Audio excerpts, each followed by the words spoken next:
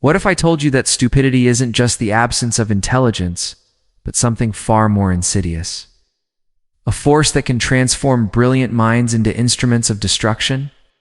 What if the greatest threat to civilization isn't evil people doing evil things, but ordinary people who've simply stopped thinking, people who've traded critical thought for blind compliance?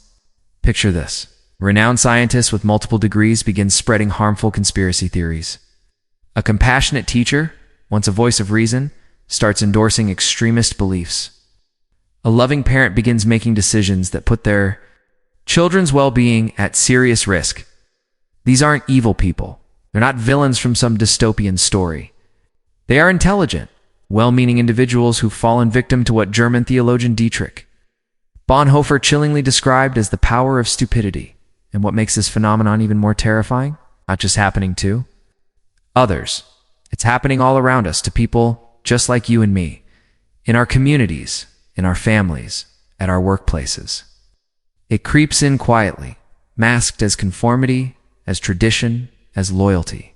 This isn't just a philosophical idea, it's backed by real, documented behavior. In 1961, psychologist Stanley Milgram conducted one of the most unsettling social experiments in modern history at Yale University. Ordinary participants, regular men and women, were instructed by a figure of authority to administer what they believed were increasingly painful electric shocks to another human being.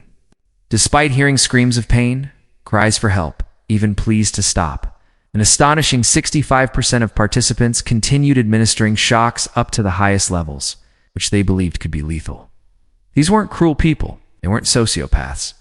They were average individuals, teachers, postal workers, parents who had temporarily surrendered their ability to think and judge for themselves. They didn't question the moral weight of their actions because they were following orders. They became instruments in a system that demanded obedience over morality.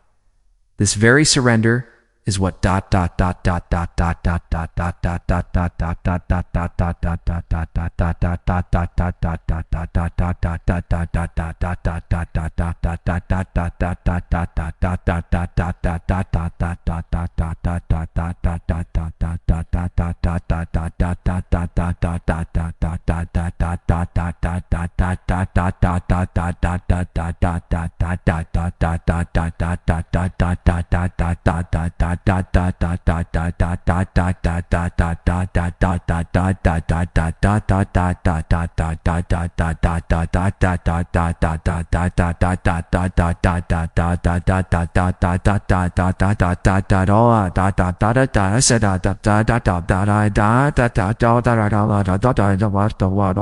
Bonhoeffer saw unfold in real time in Nazi Germany, and it led him to one of the most unsettling conclusions about human nature ever conceived. But before we dive deeper into his theory, let me ask you something. Have you ever believed something simply because everyone around you did?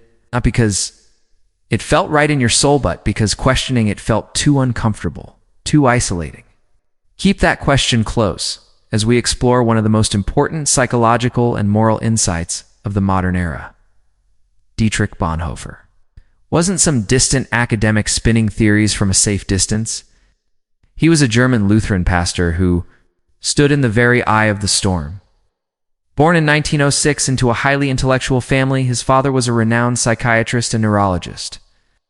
Bonhoeffer had every reason to place his trust in education, logic, and enlightened discussion. He was raised to believe that reason, science, faith, could guide a society forward. But then, the unimaginable began to happen. As the Nazi regime rose to power, Bonhoeffer witnessed a disturbing transformation. His fellow citizens, people who were educated, sophisticated, spiritual, began to abandon their principles. They didn't lose their intelligence. They stopped using it. Professors began endorsing racist ideologies. Clergy justified hatred from the pulpit. Doctors signed off on atrocities. Bonhoeffer realized that what was unfolding wasn't ignorance, was a collective abandonment of independent moral judgment. These weren't uneducated mobs manipulated by flashy propaganda. They were the cultural and intellectual elite, professors, doctors, theologians actively participating in their own moral collapse. From his prison cell in 1943, waiting to be executed for his role in a plot to assassinate Hitler. Bonhoeffer wrote what would become his most haunting observation. Against stupidity, we are defenseless. Neither protests nor the use of force accomplish anything here. Logic breaks down. Protests are ignored. Reasoned arguments fall on deaf ears, as if they never existed in the first place. What made this statement so chilling wasn't just its timing or setting, but its accuracy, its piercing clarity. Bonhoeffer wasn't writing an abstraction. He was witnessing it unfold. Evil, he noted, always contains the seed of its own undoing. It carries tension. It sparks unease, incites resistance, and eventually provokes rebellion or collapse. Stupidity. That's a different beast entirely. Stupidity believes it's doing good, believes it is virtuous, noble, even moral. And that belief makes it utterly immune to correction.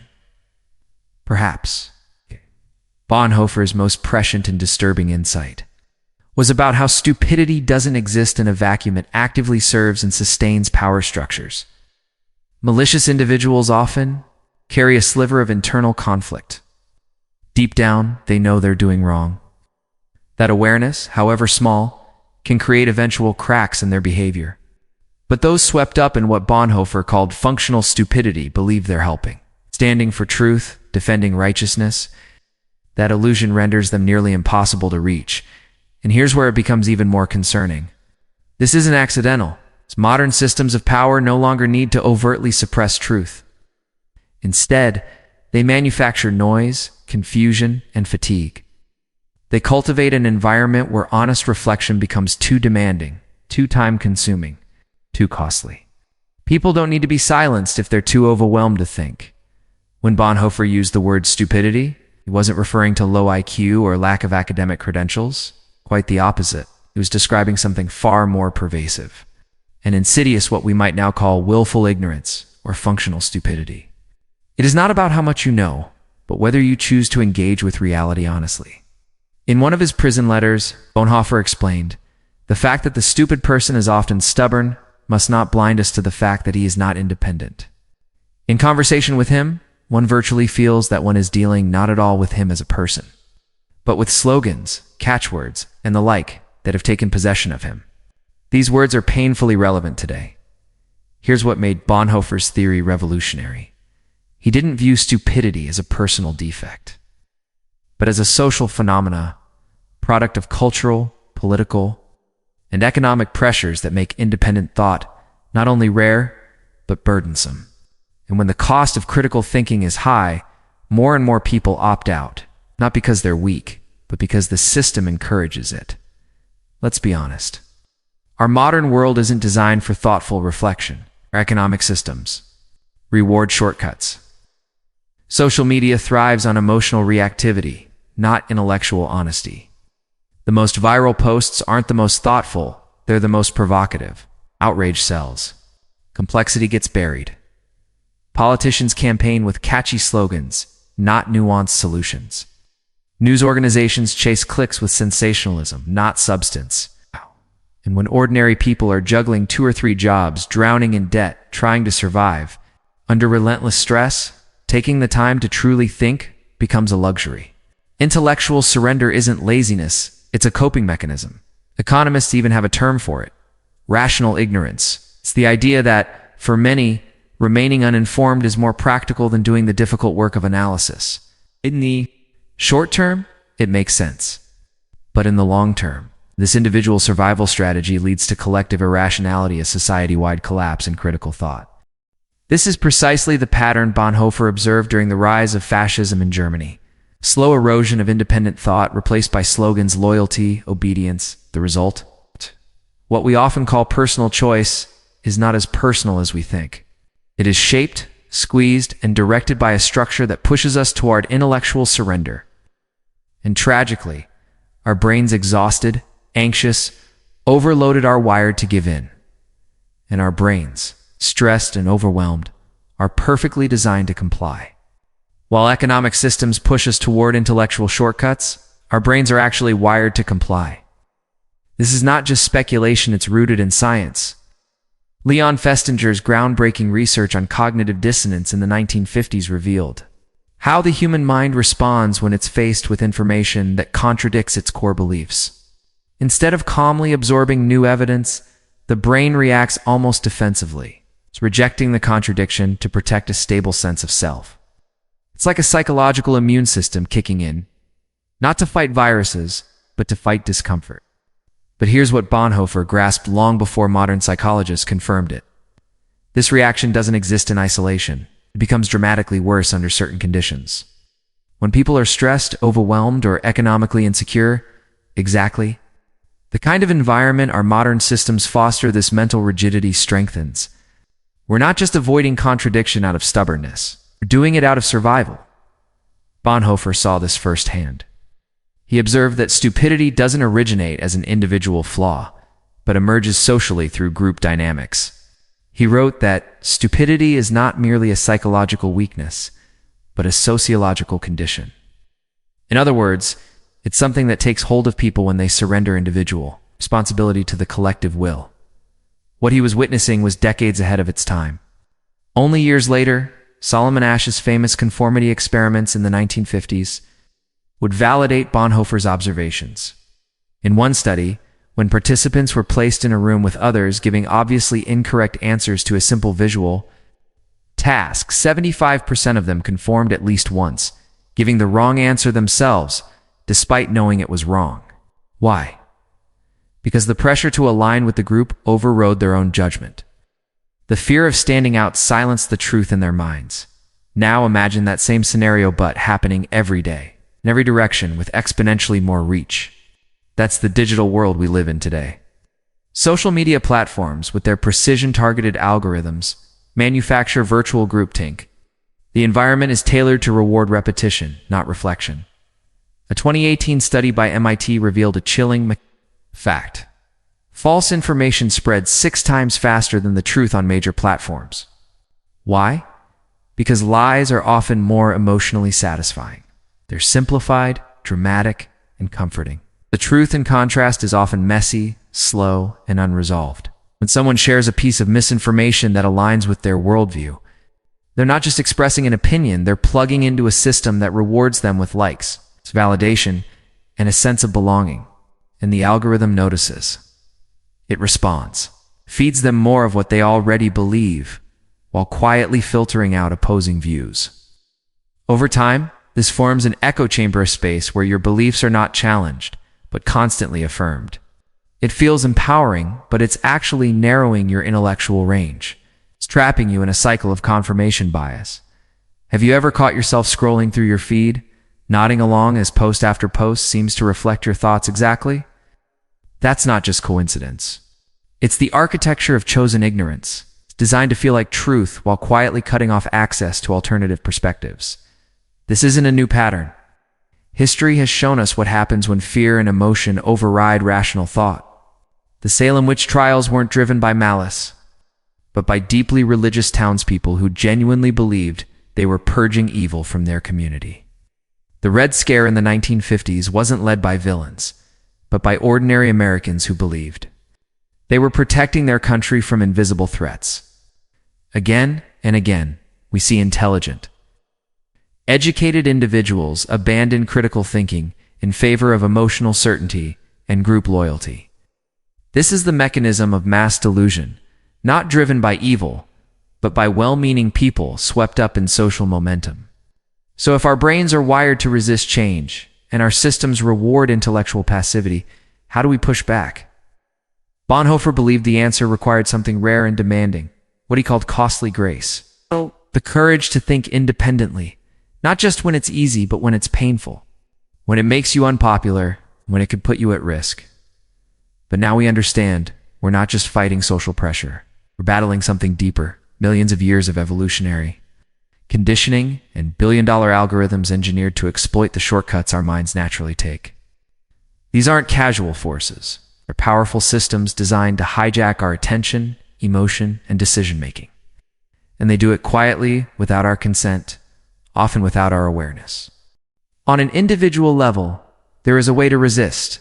Psychologists refer to it as intellectual humility, a mindset grounded in the realization that our knowledge, no matter how confident we feel, is always partial and fallible. This humility isn't weakness, it's strength. It's the willingness to say, I might be wrong, and to explore that possibility not out of self-doubt, but out of a genuine pursuit of truth. This means deliberately seeking out ideas that challenge us, not because it's fun or easy, but because it's necessary. Not to punish ourselves, but to test whether the beliefs we cling to actually deserve that loyalty. Growth rarely comes from comfort zones. Here are a few concrete practices you can adopt to build a kind of daily mental resistance, a personal firewall against intellectual surrender. First, engage in intellectual friction. Set aside regular time each week to read thoughtful arguments from people who see the world differently than you do. This doesn't mean you're betraying your values. It means you're testing the foundation they're built on. If your beliefs are strong, they'll survive the scrutiny, and if not, they may need revision.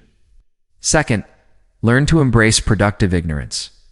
The next time you're completely certain about something, pause and ask yourself, what evidence would actually make me change my mind? If you can't name any, that's not confidence, it's a blind spot. Being open to challenge is a mark of mental integrity. Third, slow down before you share anything online. Take just 60 seconds to verify the information from a reliable, independent source. That small moment of reflection can disrupt the viral spread of misinformation. It's a micro-act of resistance against a system that thrives on speed, outrage, and unchecked emotion. Finally, practice the radical art of saying, I don't know. In a world that constantly rewards loud certainty and overconfidence, admitting uncertainty can feel like rebellion.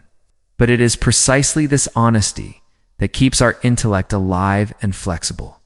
A humble mind is a learning mind. But let's be clear, individual practices, while crucial, are not enough on their own. The fight for intellectual honesty also requires systemic transformation. We need structural shifts that make truth-seeking easier and misinformation harder to spread. This means requiring transparency from social media companies, demanding they disclose how their algorithms work and how content is curated. People deserve to know what invisible hands are shaping their worldview. It also means launching and funding media literacy campaigns that teach people from a young age how to evaluate sources, recognize manipulation, and think critically in the face of emotional appeals. And yes, we must design online platforms that reward intellectual humility rather than punishing it. Platforms where thoughtful discourse is amplified instead of drowned out by tribal certainty and clickbait. Most importantly, we need economic reforms that reduce the chronic stress and survival anxiety that make people susceptible to mental shortcuts in the first place. When people are constantly anxious about healthcare, housing, or putting food on the table, their brains shift into survival mode. And in that mode, there's little room for nuance or critical thinking. The bandwidth for complexity simply disappears. Theory was profoundly insightful for its time, but there's one thing he couldn't have foreseen. This isn't just about moral surrender or social pressure anymore. Modern neuroscience reveals something even more disturbing. Our brains are literally wired to default to what researchers now call functional stupidity. It's not a slur, it's a documented cognitive pattern. A tendency to avoid deeper thinking when decisions feel stressful or when conformity seems safer. Think about that. Bonhoeffer lived in an era where propaganda was broadcast through radios and printed in newspapers. It was powerful but limited. Today, we're facing a technological evolution of manipulation. We've moved beyond one-way messaging. Now, social media platforms adapt to your behavior. They know what you like, what outrages you, what keeps you scrolling. They know exactly which psychological levers to pull, and we're not stopping there. We're entering the age of AI-generated deepfake swear words. Images and even voices can be fabricated with unsettling precision, where your own senses may no longer be able to tell truth from fiction. The threat isn't just escalating. It's evolving. It's becoming smarter, faster, more personalized, and it's targeting the very architecture of human cognition. This isn't just about Nazis or propaganda. It's about the wiring of your brain. Our minds evolved to prioritize speed over accuracy, to trust familiar sources over unfamiliar ones, and to seek information that confirms what we already believe. These traits weren't flaws, they were once vital survival tools. For our ancestors, hesitating in the face of danger could mean death. Acting quickly based on past experience or gut instinct wasn't a luxury, it was a necessity. But the same mental shortcuts that once protected us now leave us vulnerable in a modern world that preys on those very instincts. The scariest part? We're all vulnerable, regardless of how intelligent, educated, or self-aware we think we are. The mechanism is exactly what Bonhoeffer described decades ago. When people feel threatened, anxious, or uncertain, they instinctively reach for narratives that offer simplicity and control. And in those moments, the appeal of an authoritative voice telling us exactly what to believe becomes almost irresistible. But here's the crucial insight that makes Bonhoeffer's warning more urgent than ever. We're not just dealing with human manipulation anymore. We are now confronting digital systems driven by artificial intelligence that are specifically engineered to exploit our mental shortcuts. These aren't passive tools. They're active systems designed with precision, constantly learning from us. Every click, every scroll, every pause, every emotional reaction is being tracked, interpreted, and then used to tailor the next message. We see these systems don't just respond to us, they manipulate us. We saw the devastating impact of this manipulation play out in real time during the COVID-19 pandemic. Professionals with years of training, doctors, engineers, lawyers, people with proven analytical skills began to circulate misinformation and conspiracy theories. These were not failures of intelligence. They were failures of intellectual independence in the face of overwhelming uncertainty, fear, and emotional overload. When pressure mounts and clarity fades, even the sharpest minds can falter. Bonhoeffer paid the ultimate price for refusing to surrender that independence of thought. He was executed by hanging on April 9, 1945, just weeks before Germany's official surrender. His final words, remembered by a fellow prisoner, were haunting and profound. "This is the end for me, the beginning of life." His death was not only an act of political resistance, it was a defense of something far deeper. The very possibility of conscious, independent thought. He understood something timeless and terrifying, that when people stop thinking independently, they don't just lose their individuality, stop being fully human. They become, in his words, puppets, pulled by whichever force is loudest, strongest, or most convenient at the moment. Strings are attached not to their bodies, but to their minds. But here's what makes Bonhoeffer's final challenge so relevant today. Who stands fast? Who remains grounded when the winds of conformity howl? When truth becomes dangerous, when silence is rewarded, and when lies are easier to live with, who stands fast? The answer isn't found in superior intelligence or elite education. It's found in something more accessible and more difficult. The daily choice to remain curious rather than certain. To ask honest questions instead of clinging to comforting answers. To think slowly and carefully rather than react impulsively. These acts may seem small, they're not glamorous or dramatic, but in a world where almost everyone is giving in, these ordinary practices, staying curious, seeking truth, thinking critically, become extraordinary. They are acts of resistance. And they are exactly what Bonhoeffer believed we must hold onto if we are to remain fully human. The tragedy is that intellectual surrender often feels like liberation. It offers relief from the burden of thinking, from the strain of grappling with ambiguity. Let's be honest, thinking is hard. It demands energy, focus, and discomfort. Holding two complex, contradictory ideas in your mind at the same time is not just mentally taxing, it's emotionally unsettling. And nothing stings quite. It's like the possibility that you could be wrong about something deeply important to your identity or worldview. But Bonhoeffer argued that this very discomfort is the price we must pay to remain human. To remain fully alive, alert, and morally responsible in a world increasingly engineered to profit from our disengagement. Choosing to think for ourselves, truly, critically independently, becomes a radical and rebellious act. This brings us to, perhaps, the most uncomfortable truth of all. We're all susceptible to functional stupidity. None of us are exempt. The moment we start to believe we're immune is the moment we've already started to fall into its trap. It creeps in slowly, disguised as efficiency, certainty, or even confidence. But in reality, the price of true intellectual freedom is eternal vigilance, not just against external manipulation, but against our own powerful inner tendency to shut off thinking when thinking becomes hard. Bonhoeffer's theory of stupidity is as unsettling as it is precise. And that's what makes it so necessary to confront. We witness its effects all around us. Intelligent, educated people believing things that are obviously false. Highly trained professionals making catastrophic decisions that defy logic.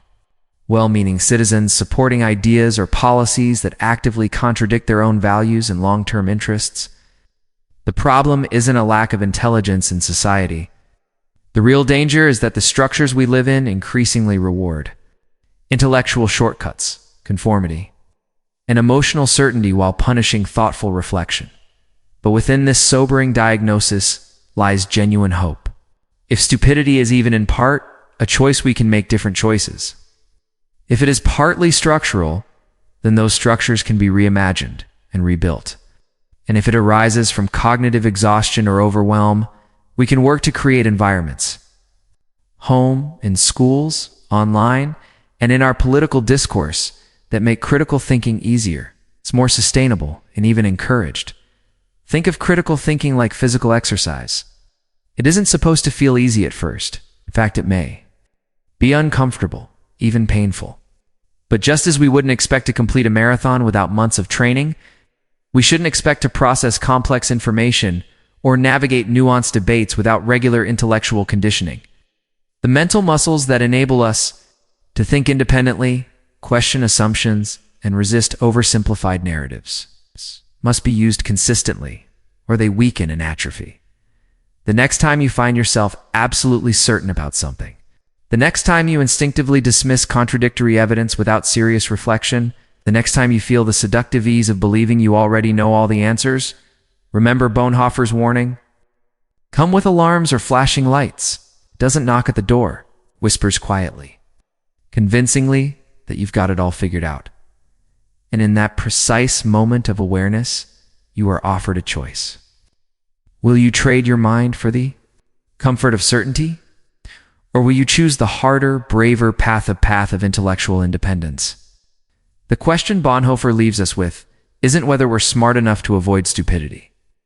It's far more humbling and more urgent. It's whether we're committed enough to keep thinking when thinking becomes inconvenient, unpopular, or even costly. In a world that profits from our intellectual surrender, choosing to think carefully and independently becomes one of the most powerful things we can do. Here's my challenge to you this week. Find one belief you hold deeply. Then spend 30 minutes honestly engaging with the best arguments against that belief. Don't do it to change your mind. Do it to test the strength of your thinking. That's how we stay human. That's how we stand fast. Not to torture yourself. Not to become paralyzed by doubt, but to practice the kind of intellectual courage Bonhoeffer died defending. This is about cultivating a brave mindset, willingness to face uncertainty and complexity without retreating into easy answers or comforting falsehoods.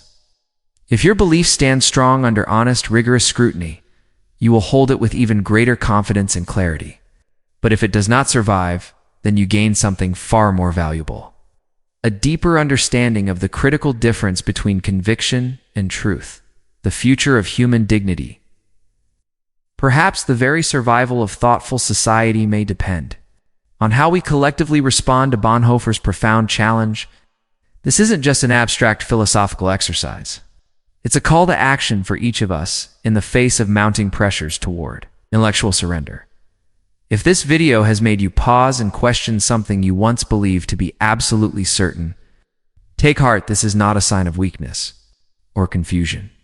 Rather, it is the very beginning of intellectual courage. It's the first step toward reclaiming the power of independent thought in a world increasingly hostile to it. Share this video with someone you know who values deep thinking, who isn't afraid to confront uncomfortable truths, even when it challenges their own worldview. Because in a society designed to profit from our intellectual surrender, the simple, deliberate act of thinking carefully and critically becomes one of the most vital forms of resistance available to us. And here's what I want you to carry with you from this message. Every single time you choose curiosity over certainty, evidence over emotion, and careful, reflective thinking over quick, reactive judgments, you're doing far more than protecting your own mind. You're actively defending the very possibility of human wisdom itself, especially in this new age marked by artificial stupidity and relentless misinformation. So, I leave you with this final question. What is one belief you are willing to genuinely question this week? Take a moment, reflect honestly, and then share your thoughts in the comments below. Together, let's commit to being the kind of people who stand fast, who hold on to independent thought and intellectual integrity, even when everyone else has stopped thinking.